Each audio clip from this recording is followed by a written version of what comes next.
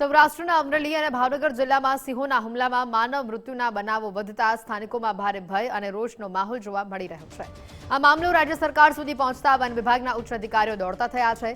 Junagadh one વિભાગના વડા CF Ramratan નાલા અને ડીસીએફ ચિરાગ અમીન સહિતના વરિષ્ઠ અધિકારીઓએ ભાવનગર અને રાજુલાના કોવાયા ગામ નજીકના ઘટના સ્થળની મુલાકાત લઈને તપાસ શરૂ કરી છે।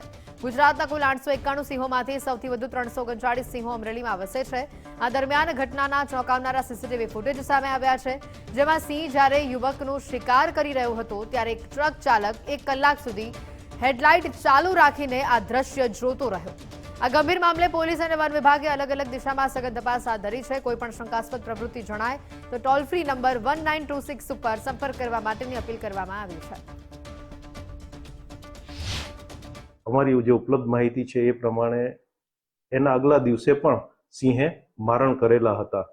એટલે સિંહ માનવને કોઈ દિવસ પોતાના ભક્ષ તરીકે ગણતો નથી, એનો પ્રેવે જ નથી। એટલે આ એક અસામાન્ય પ્રકારની ઘટના છે। આ કોઈ રૂટીન તરીકે આને ગણી શકાય નહીં કે સિંહ આદમખોર બની ગયા છે એવું આને પ્રતિપાદિત ન કરી શકાય।